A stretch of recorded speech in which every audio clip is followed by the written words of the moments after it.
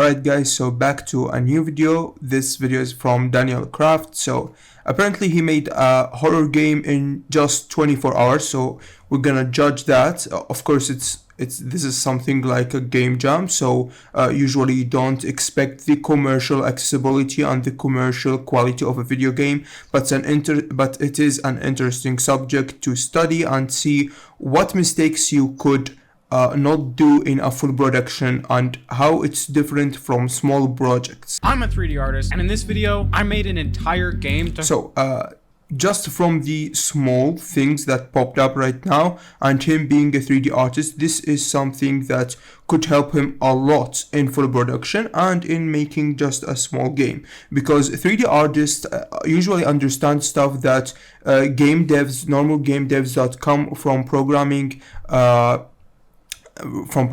backgrounds that do not understand about 3D, and I've seen these mistakes in multiple times, in multiple occasions. Like, multiple people don't actually do topology or make the actual object UV better so you can texture it in a very better way. So being a 3D artist or having a 3D artist or art background help you a lot in making 3D games, because you could make assets that is actually usable for commercial projects, so the games could be optimizable and playable by different player.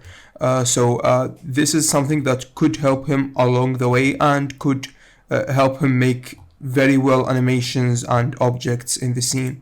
Harass my viewers with in only 24 hours, and I regretted every single minute of it. 3 months ago, I made my very first game, if you can call it that, in only 3 weeks. I've never worked so hard on something in my entire life, but nobody believed I actually did it. It wasn't actually 3 weeks. He probably just looked it all up on the internet, like I showed in the beginning of the video. As a game developer myself, this is physically impossible. He would have had to make the models in like 2 days. Oh, you guys want to see impossible? For this game, I'm thinking underwater open world survival simulator. Is that doable? Alright, so you could make such a prototype. We call it a prototype. In 3 weeks or 1 day, you could put on a prototype for a video game. It's just that it's not commercially viable. You cannot make this prototype and publish it on Steam because people not gonna play it, because making a commercial or full production game is way different from game jams and making these challenges like a game in 3 weeks or 1 day, or even people who done it in 3 hours and stuff like that. It's because commercial games need accessibility options, need more than 1 hour or 30 minutes of gameplay. You actually need 40, 35 hours of gameplay. You need a lot of hours of gameplay in your video game, and you need a lot of content. So that's what actually make big productions takes a lot of time, especially commercial projects, because you need to make the accessibility options of different, like multilingual support, different screen sizes, different computers. So you would need to spend a lot of time in optimization, bug fixes and stuff like that. This is colorblind things. This is just the tip of the iceberg. There's multiple more complicated stuff that goes in commercial projects. These jams could help you in putting a lot of prototypes, or if you even do it without a game jam, these prototypes could help you in deciding what would you go to do as a full production. So that's why we always advise people to go and actually do this thing. But again, this is not a full video game. It's just a prototype. In 24 hours, I'm not gonna think about that right now. I started by blocking out a city for players to explore. It's got solar panels. So this is completely wrong. You should not do this as he did. We usually use the terrain toolset inside the Unity Assist Store because it saves us a lot of optimization. It has multiple better tools than the Blender terrain set. There is assets for that. You could spread trees on it and stuff like that. So you always want to make your terrain inside Unity. You just make the props as an asset back, and you just use the props to actually add more objects on top of the terrain. You should not make it all in a one FBX object. This is completely wrong. It would fuck up your FBX, and this is something that should not go on a full production, especially for terrain, because you would need to render the the render distance of the trees. The adding of the colliders of the trees would be easier, and multiple stuff, that a lot of headache that you would see in the future. You should not ever do that, because this could work on a very small prototype. And poor cable management. Check out the detail on these buildings. On this channel, I really like to hold myself to a high quality standard. Next, I made this submarine, which does not look like toothpaste. Thank you very much. Stick a cave on there real quick, and that's a level design if I've ever seen one. Finally, I put this big vault door on the cave. Maybe the creature goes in there. Maybe you unlock it later on. Honestly, for 45 minutes, it could be worse. I'm using Godot for this because,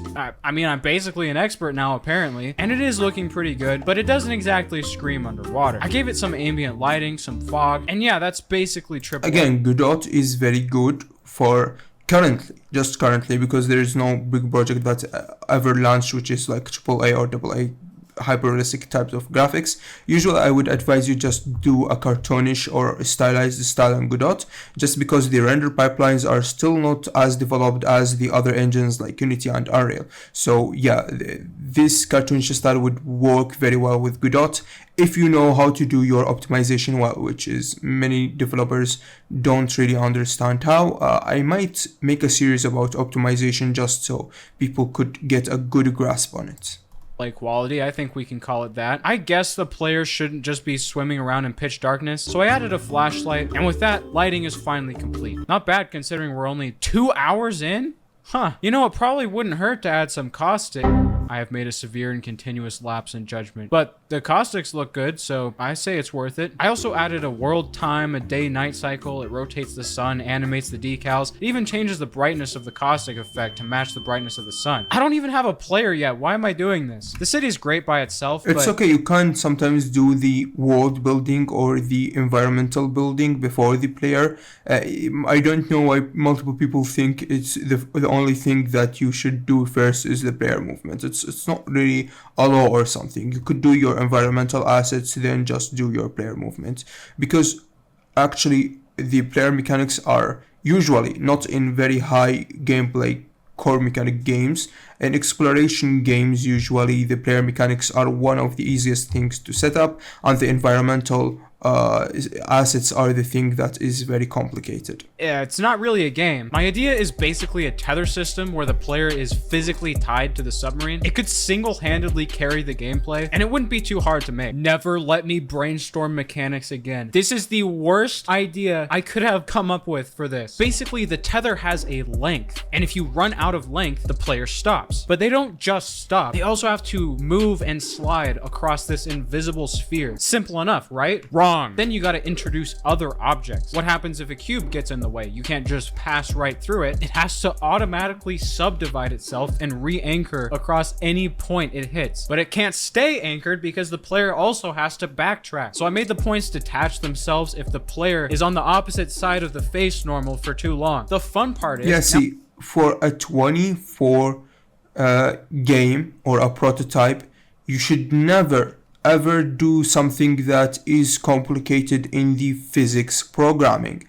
Usually it sucks, usually it's too glitchy, too buggy, and you would get bored of it, and it does not really explore much of the gameplay core as much as the other stuff. It's just something visually in this case, so you should just ignore it, make it just go through it and explore other functionalities in the prototype that could actually make it fun. So if you like the prototype, you could go on to the full production of the project. Now we just have a bunch of points floating in space, so they have to automatically merge themselves back in line so we don't end up with this nonsense. Honestly, even thinking of this system was a mistake, but somehow I managed to finish it in just about 5 hours. And while this still is not a game, it's really fun to mess around with. One time I launched myself so hard I broke the tether somehow, so Hopefully that doesn't happen again. There's only 10 hours left before I release this to my audience, and we have one singular mechanic, so I gotta wrap this up quick. I started making some modular pieces to build houses out of. This is not something you're supposed to do in 2 hours, but I'm doing my best, okay? I ended up making a bench, a table, a few rocks, some kelp, and 25 individual building pieces with a total of about 2,000 vertices. Again, So yeah, being that's a 3D artist or making environmental art help you a lot because you have a very good background. As you see, the topology is very right.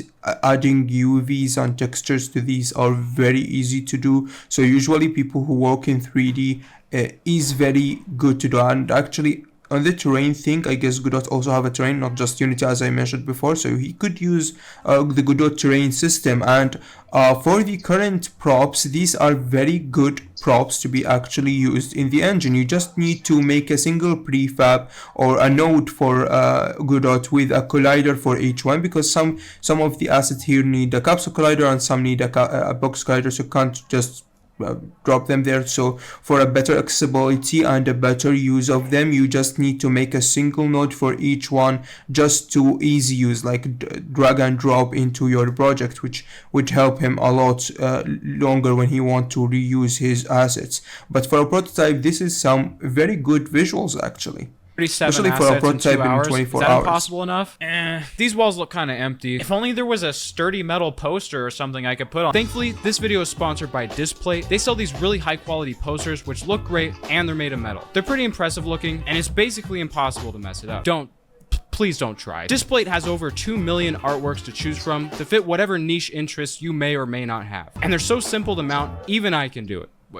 Hold on. But you know what the best part is? They made one just for me, baby! It's got the logo in 800K resolution. They even have this texture finish with these 3D contours. And as a 3D enthusiast myself, it doesn't get better than that. If you want this one, too bad, it's mine. But you can get your own on displate.com/Daniel Krafft to your doorstep in 4 to 5 business days, just in time for the holidays. You can use code Daniel Krafft or my link in the description to get up to 38% off. Ladies and gentlemen, that's just a good deal. But that's enough of that. Let's get back to the video. 8 hours left to texture every asset in the game and make all of the gameplay. Again, with texturing, for a prototype you can't just throw out whatever texture you want, but for bigger production you actually need to consider the texture size in a very serious matter, because texture size could fuck up your optimization in a very easy way and it could cause a very big mess and project size in the future. So always make sure to make your texture size right.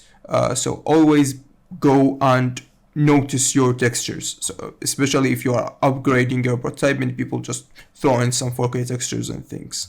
Plenty of time. I ended up making 8 different textures out of this picture of a rock from my backyard. We got brick, concrete, sand, dark sand, kelp, metal, rock, and wood. Yes, this is again from his art. Actually downloading textures online could help him more in making good, best, and way better graphics, especially if he used on top of them like Substance Painter and gave them some better stylized look, because his art is very good UV setup and has a very good topology. So I don't know why would he just throw on a raw texture from reality and it's not really looking well actually. So actually going to Google and searching for free textures or paid textures and using Substance Painter, especially as a 3D artist, he definitely have some texture painting skills, and paint textures on it could give the game a very nice, amazing look.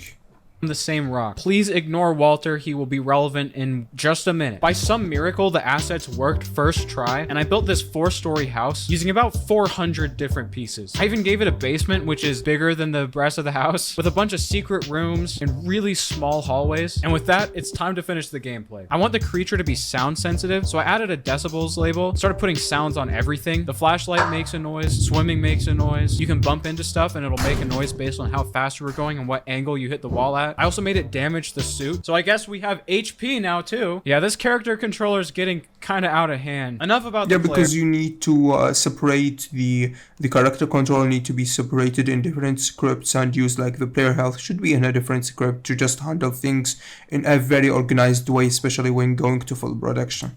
Let's talk about the creature. Basically, the way it works is when you're swimming through the house, there's a chance to hear this growling noise, which means you have to be quiet immediately. If you make a noise, the creature will start sniffing around the room you're in, following a preset path. And if it touches you, the game does not crash. It's on purpose it does that. The house is split up into zones, which each have their own patrol frequency numbers. It'd probably be pretty boring if you're just waiting around to get eaten. So I made 3 different upgrades. Tether upgrade gives you more rope, suit upgrade makes you faster and recharges the flashlight, and scrap metal can be used to repair the ship, which is how you actually win the game. With that, the 24 hours was over, and I had successfully made a game. Not really the best game in the world, but for 20... Again, the core concept of the game, I see it has a lot of potential. It just needs to do a very better pre-production plan. If you're going for a full production, you need a very good pre-production plan for the game. You write the story, you make better maps and stuff like that, the character designs, better design maybe for the enemy, or maybe just keep him as he is, if that was the thing that you think would succeed.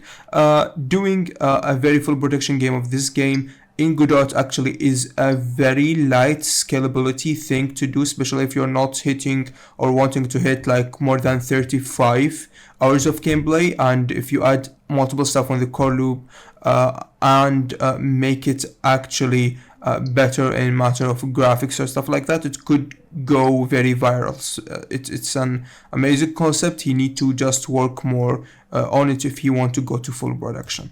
24 hours? Come on, that's pretty good. And again, good. This is very amazing thing for in just 24 hours. It just need for a prototype, again, not for a full game. In a full game production, this would be definitely refused in multiple of platforms and gamers because it lacks accessibility options and stuff like that. So this is, you could consider it a very nice prototype that is set up in just 24 hours. And again, amazing work and amazing art direction. You just need to go and scale it up to a full production. I would be very interested if I saw this game in like my Steam feed. So definitely go and try make it into a full game. Just for fun, I added some better models for the creature, the upgrades, and some background music, but that's pretty much it. Before I give you guys the download, I got a bunch of game developers to playtest it to get a real professional opinion. The creature.exe? Is this a horror game? Oh, it is a horror game. Thank you for noticing. Oh my god. Oh. Ooh, yeah. The tether is really good. Wait, did you model these in 24 hours? Okay. I'm understanding. Dude, this is such a vibe. I'm terrified of the noises in my ears. Trying to not die, that's like my strat right now. Again, it works very well because underwater vibe is actually one of the best horror things that actually goes in the player mind. So again, I really look into the potential of such a video game. I don't know if he went to full production or not. This is from December 24th, so it's been almost 8 months. I really would love if he did a full production for the game. And actually, if you need any help, just go and ask me on my Gmail. And it's an amazing video by Daniel Krafft. Definitely go and check out his channel. Thanks for watching and see you in the next episode.